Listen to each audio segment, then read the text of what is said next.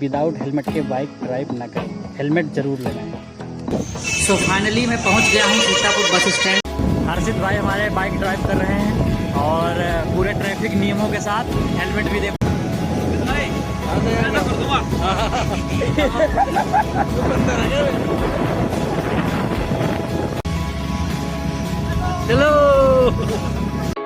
Hello दोस्तों, मेरे पहले ब्लॉग में आप सबका स्वागत है। आज हम आपको यात्रा कराएंगे श्री कैंची धाम और नैनीताल की, तो हमारे साथ बने रहिए। सो गाइज, ये मेरी बाइक है और ये हमको लेके पहुंचेगी सीतापुर बस स्टैंड। सो मेरा पहला संदेश ये है कि आप जब भी बाइक ड्राइव करें तो विदाउट हेलमेट के बाइक ड्राइव ना करें, हेलमेट ज़रूर लगाएं। सो फाइनली मैं पहुंच गया हूं सीतापुर बस स्टैंड। आप देख पा रहे हैं यहाँ पर कितनी सारी बसें लगी हुई हैं। कोई लखनऊ जा रहा है, कोई शाहजहाँपुर जा रहा है, कोई बरेली जा रहा है। कितनी सारी भीड़ है यहाँ पर। सो फाइनली मुझे मुजफ्फरनगर डिपो की बस मिली है और ये मुझे लेकर जाएगी बरेली बस स्टैंड। अब इनसे मिलिए, हमारे साथ में बैठे, इनका नाम है कृष्णा और ये कृष्णा इस यात्रा में हमारे साथ रहेंगे।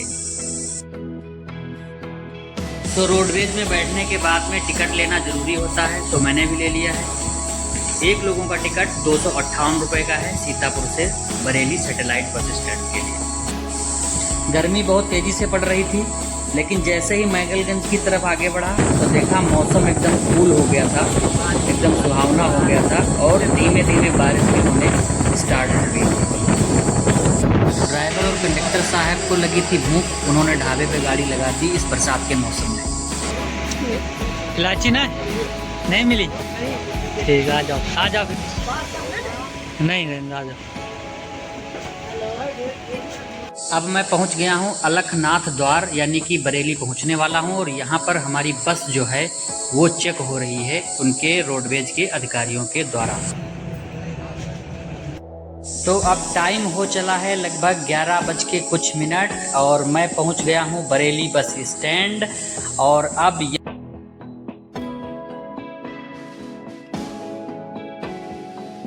से अपनी यात्रा को शुरू कर रहा हूं और निकल चुका हूं बरेली बस स्टैंड से हल्द्वानी के लिए और ये रहा मेरा टिकट। तो अगर आप बरेली से हल्द्वानी की बाई बस रोडवेज के द्वारा यात्रा करते हैं तो आपको ओल्ड बस स्टैंड बरेली जाना होगा, जहां से हल्द्वानी की रोडवेज बस आपको मिलेगी और आपको इसके लिए एक लोगों के लिए 168 रुपये चुकाने होंगे। तो अब हमारी बस आकर के रुकी है बहेड़ी बस स्टेशन और यहाँ पर हम लोगों ने एक गिलास गन्ने का जूस पिया है, जिसकी कीमत थी मात्र 20 रुपये। तो अब हम लोग 105 किलोमीटर की यात्रा करने के बाद फाइनली पहुँच चुके हैं हल्द्वानी बस स्टैंड, जहाँ पर हमको लगभग लगा है बरेली से हल्द्वानी पहुँचने में 3 घंटे का समय। तो अब शुरू होगा पहाड़ों का सफ़र और हमने टिकट लिया है हल्द्वानी से नैनीताल का, जिसमें 2 लोगों का टिकट है 170 रुपये का।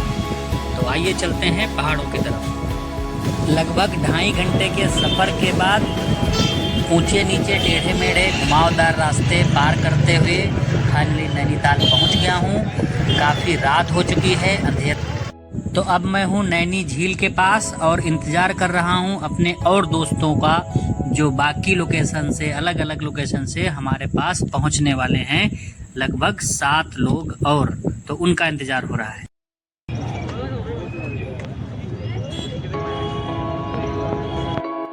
तो अब रात बिताने के लिए ज़रूरत थी हम सबको एक रूम की, तो हम लोग रूम लेने के लिए पहुँचे लाला परमा शिवलाल दुर्गा शाह धर्मशाला। लेकिन यहाँ पहुँचकर पता चला कि यहाँ के सारे रूम ऑलरेडी पहले से ही बुक हैं।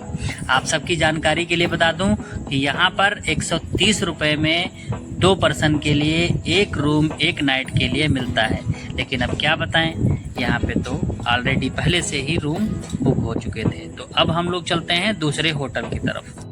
तो फाइनली 4000 रुपये में एक नाइट के लिए 9 लोगों के लिए एक हॉल हम लोगों ने बुक किया है। फैसिलिटी बहुत अच्छी थी।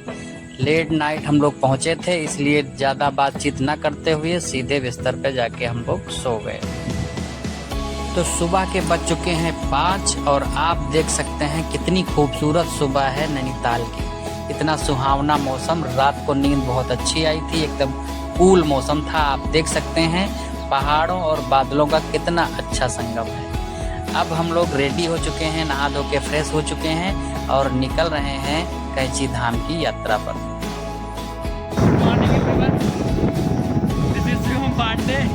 और आप देख रहे हैं इस समय नैनीताल का नज़ारा। हमारे हर्षित भाई बाइक जो है वो ड्राइव कर रहे हैं। हर्षित भाई हमारे बाइक ड्राइव कर रहे हैं और सुमित भाई बीच में बैठे हैं।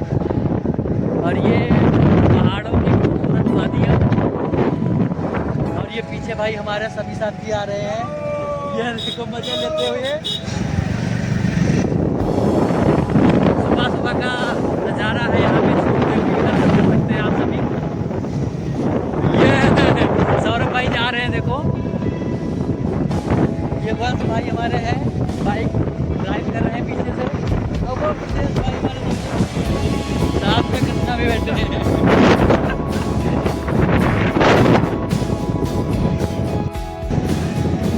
दोस्तों बाइक पे चलने का पहाड़ों में मजा ही कुछ और है।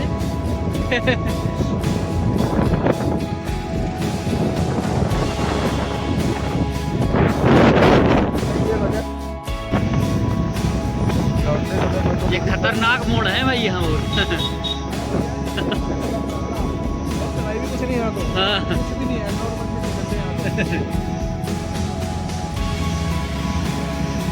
चलो चलो चलते रहो।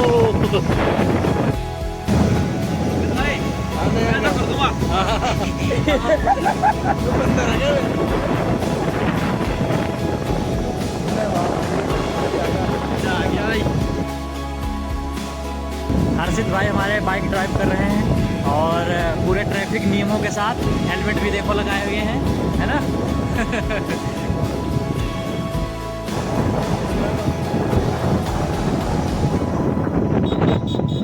ये बादल बिल्कुल पहाड़ों को छू रहे हैं।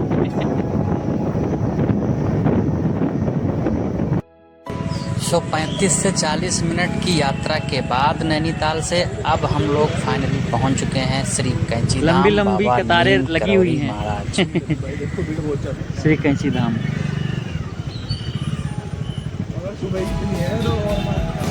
और सो प्रसाद लेकर हम लोग लग गए हैं अपनी अपनी लाइन में दर्शन करने के लिए। अंदर फोटोग्राफी अलाउ नहीं है, अगर आप फोटोग्राफी करते हैं तो यहाँ पे आपका मोबाइल भी जब्त हो सकता है। लेकिन हम लोग बिना फ़ोटो खींचे कैसे रह सकते हैं, तो जैसे ही मंदिर में प्रसाद चढ़ाकर बाहर निकले, हम सब ने अपनी अपनी फ़ोटो खिंचवाना शुरू कर दिया। सब ने अपनी अपनी फ़ोटो मंदिर के बाहर से ली और फिर हम लोगों ने एक ग्रुप पिक्चर भी क्लिक की। तो अब हम सभी निकल चुके हैं वापस नैनीताल के लिए।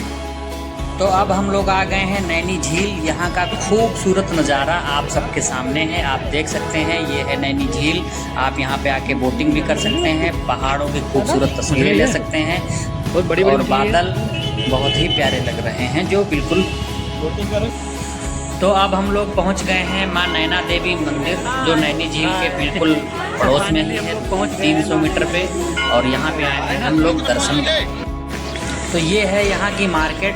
आप यहाँ अपने लिए, अपने घर वालों के लिए, अपने बच्चों के लिए, अपनी फैमिली के लिए जो भी आप लोगों को ख़रीदारी करनी है वो कर सकते हैं। बहुत ही खूबसूरत मार्केट है यहाँ पे। बच्चों के खिलौने से लेके कपड़े और सारे ज़रूरत का सामान आपको यहाँ पे मिलता है।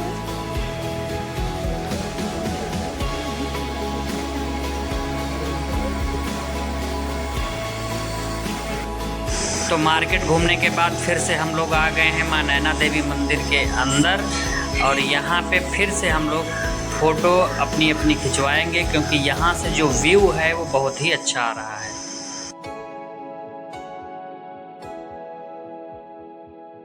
सुबह के बज चुके हैं करीब 9:30। अब हम लोग निकलेंगे अपने अपने घर के लिए। तो मेरे पहले ब्लॉग में इतना ही। मिलते हैं अगले इंटरेस्टिंग ब्लॉग के साथ।